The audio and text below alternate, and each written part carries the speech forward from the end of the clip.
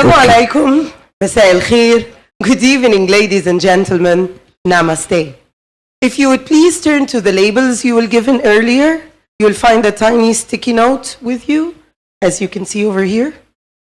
Could you peel off the back sticker, if you have it, and stick it on your forehead, like I did over here? Just on your forehead. By the way, it's not going to stick forever, don't worry. Now you can turn to the person to your right or left and ask them to remove the front cover and read the word written underneath for you. Yes?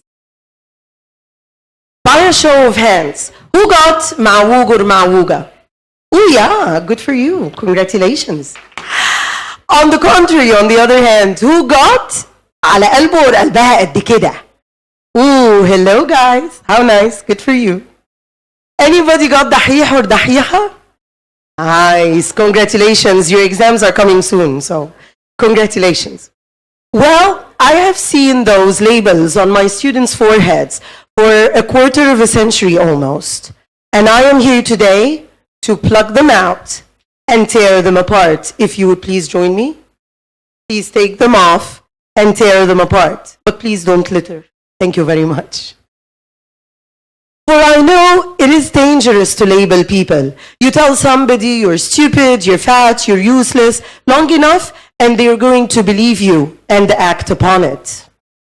It has become so inherent in our everyday life and in our society that people are now upset when I ask them to please stop labeling. I'm here today to share a lesson I learned from my students, 10,000 of them so far. I have taught people ages 6 to 60 from different cultures, different nationalities, different religions, and different ethnic groups. And I am here today to ask you, did you know that while we sleep under our beds, there is a monster? Yes, you heard me, a monster. It's not a myth or a horror movie. This monster is slowly eating away at our sense of civilization and our sense of humanity. While we are fast asleep, while we are in absentia. This monster is stereotyping. And this little guy over there is his sidekick, judging. And I am here today to tell you, it is high time we become the superheroes that kill the monster under the bed and his sidekick. How? Step number 1, know your enemy. Let's check the origin of the word. It dated back to the 18th century, 300 years ago, and counting. What about a simpler definition, maybe Google? Or maybe Google Translate? Namatiyya, qawlaba. It's still a bit too scientific. Allow me to simplify. It means that you, and you can take any other human being on the surface of the planet and put them in a frame. A frame that you made yourself, that you chose the color, the size, the material. Then you stick a label on them and tell them, shh, you can't get out. There's no escape. As a result, women are bad drivers. Women with piercings and tattoos are ست سيئة السير والسمعة والسلوك وهتتشوي في نار جهنم الحمراء. Men are never listen. And the البشرية. Lawyers are liars. Doctors are butchers, with all due respect to the doctors who are here today. But the stereotype is butchers, as you can see. And also salesmen. They are the graduates of Faculty of Pharmacy. Graduates of Faculty of Psychology are crazy. And teachers? Teachers are greedy monsters, sitting on a mountain of money. على فكرة احنا أغلب من الغلب جدا. We're cute and fluffy. We really are. Okay, so far so good. We know our enemy. What next? Step number 2, hunt down your enemy. Where is this monster? Is it under your beds waiting for you to fall asleep? Is it inside you? It is. Every time you catch yourself saying ew or yucky, or in Egyptian, yai, مش من مستوايا. Just because someone else is different from you and therefore makes you scared. If I had a pound for every time I heard these words, I would have become a multi-billionaire. But today, I am here to share just a few true stories that I have witnessed with my own eyes. As a result, I have to give a code name in order to protect the anonymity of the lovely students I'm going to talk about. And the student name that I have chosen is Zurumbih. So every time I say Zurumbih, you know that I am talking about a lovely student of mine. Okay, meet exhibit number 1. Everyday life stereotypes. I stop a cab, a taxi, with a fellow teacher of mine and say, Green Plaza. He hits the brakes and comes back to me. Green Plaza? خشي. We get into the cab and he immediately asks, هو انتي قلتيها ازاي؟ جرين بلازا؟ لا، انتي ما قلتيهاش كده، قلتيها ازاي؟ جرين بلازا. ليه؟ عشان هي اسمها كده. وعرفتي منين؟ قريت اليافطة. And I proceed with my friend to chat in English, not because we want to show off or because we don't want him to understand, but because we feel more comfortable. Just like I'm giving the talk today in English. Thank you for being patient with me, by the way. And as we chat, this makes the driver very angry, so he starts to يبرطم. هيقرفونا بعوجة اللسان الكدابة بتاعتهم بقى. يعني هم فاكرين ان انا مش فاهم. ماله يعني العربي؟ ما يعيشوا عيشة اهاليهم. العربي لغة الام، لغة الدين، لغة الوطن. And he also decides to punish us. He makes us pay double or triple just because we say boldly, sporting, Green Plaza, or tram. Meet exhibit number 2. Racial and religious stereotypes. I'm not here today to talk about all those amazing people. They have it made. They have achieved milestones. But I'm here to talk about our reality. Hindi يعني كافر وعبيط وريحته وحشة. My student Zurumbih was an Indian Hindu. He was not abid. He waited for his friends to come patiently to him and accept him on their own terms. However, when they gathered around him the first day of school, they were examining a fruit, a tropical exotic fruit like a kiwi, that they have never seen before. They started to poke him. Is your God really a cow? Moo! Here, smell. This is a roast beef sandwich. Want a bite? It's delicious. Want to speak Arabic? Say, Ana Humar. It means I'm Indian. He was not abid. He knew that they were making fun of him, and he waited patiently. They made friends with him only to realize that he was one of the smartest, kindest, most polite gentlemen my students and I have ever met. And by the way, he smelled very nice. Meet exhibit number 3.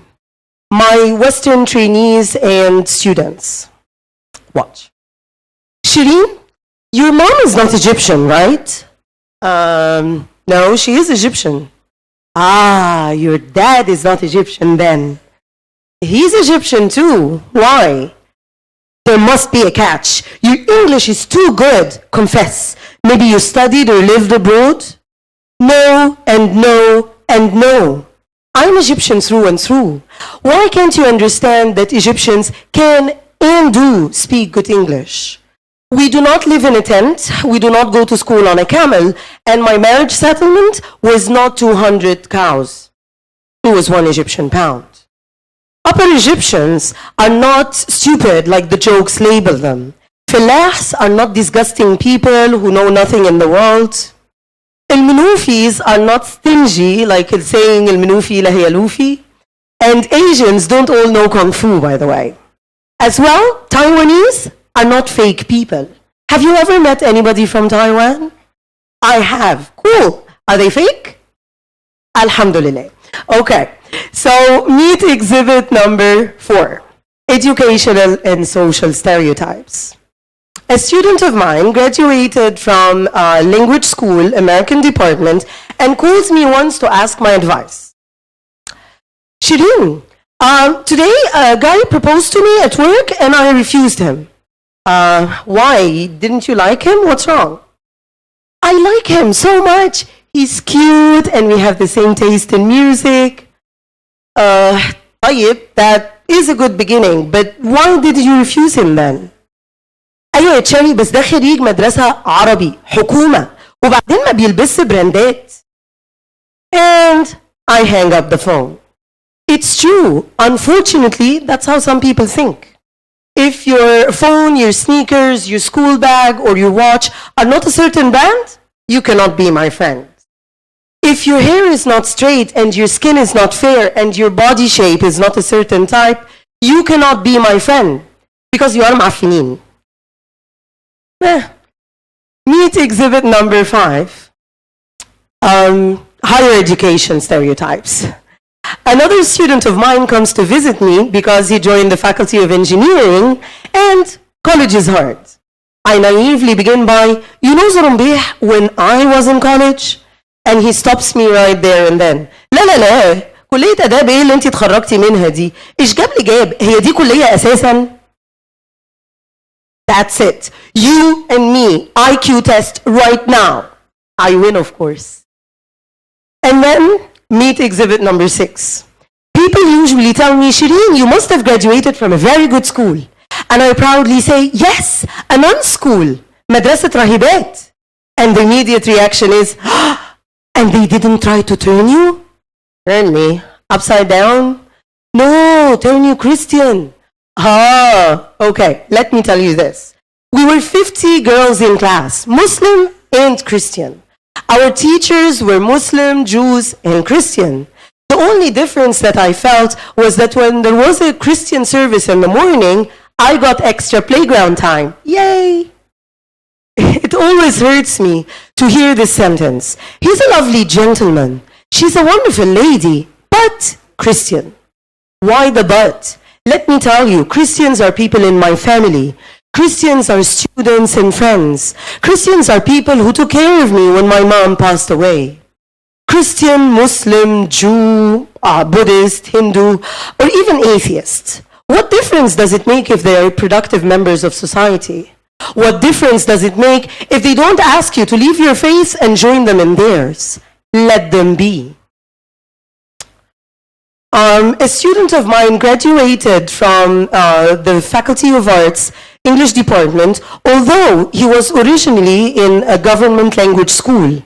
And he now is currently doing his MA, and the professors say that he quotes references nobody has ever heard of before. Another student of mine graduated from an Arabic school, Arabic department, and he beat me at Scrabble. Scrabble is my game. I'm a champion at Scrabble. Scrabble is a game with vocabulary, Scrabble is a game for people with a big bank of English vocabulary. And that's what I do for a living. Yet, he beat me every time, once a week. Every week we play for 3 years. Meet exhibit number 7. Age stereotypes. My students hit the ripe age of 21 and they eagerly hit the job market, only to hear the reply, sorry, you're too young. Could you please put yourself in a batraman مخلل for a few years until you have enough experience and then apply again? A few years, somebody here hates me. Technology usually hates me. Okay, I'm sorry about the distortion. I hope you can live with Casper the friendly ghost. All right. So a few years later, they're obedient. They apply again. بيكونوا خللوا خلاص. And they get the reply, sorry, you have no energy. You will not be able to make any effort. Or you will be too busy taking care of your kids. Allah. So this means that we can't ever get our dream jobs. It's either we are too young ولسه ما استويناش, or we are too old and معتقين. I attend a meeting at the age of 20 and they tell me, shh, don't open your mouth. You know nothing. You're too young. I can turn the tables on them and tell them, you're too old and your ideas are outdated. Meet exhibits number 8, 9, and 10. A woman smokes hookah in front of her kids. A man smokes hookah in front of his kids. A woman gets divorced at 40. She must have done something horrible and she should never marry again. A man gets divorced at the age of 40. Yay, freedom! Let's get married again. A female teacher turns 30 and is still single. What is wrong with her? There must be something wrong. أكيد ست سيئة السير والسلوك والسمعة وهتتشوف نار جهنم الحمراء. I wonder what she asks her students to do as a favor for her. A fellow teacher of mine comes to me and says, Shereen, do you remember Zurumbih, the student from the blah blah blah class? Not really. Could you please remind me of him? الجاي في نفسه ده. جاي في نفسه. جاي في نفسه. Why label him as such when he dresses in a certain way or speaks in a certain way? And even if he really is gay, why would you describe him as such when you can describe what he does for a living or his hobbies? I am not here to discuss if homosexuality is something right or wrong, but I am here to ask you this question. If you hire a lawyer and you realize that he's gay, would you say, oh no, he's going to send me to jail, يا عم ده هيودينا في داهية ويدخلنا السجن, let's find another lawyer? Or would you wait and see, maybe he really is a good lawyer and he will be able to keep you away from jail? Unless, in the middle of his murafa, he jumps on the bench, grabs the judge, and gives him a French kiss. Then, we will all go to jail. Okay, so if I'm a straight woman and a girl comes up to me and says, Cherry, I like you. My name is Rumbeha. Can we be gay together? Can I have a French kiss? Then I would walk away. But until she does that, why would I label her as gay and say she's gay في نفسها and run away from her? Newsflash, there are people from all sexual orientations around us. Another student of mine comes up to me and says, Ms. Shereen, could you please stop correcting my pronunciation in class? And I ask, why Zurumbeh? You do realize you need to work on your p, your th, your the. You should say Mr., not Mister. And you should say world, not world. Yeah, but my dad says, if I speak proper English, I'm going to be gay. يعني أنا وزمايلي دول كلهم يا زرمبيح. Gay? No, you're a woman. You're supposed to be speaking soft.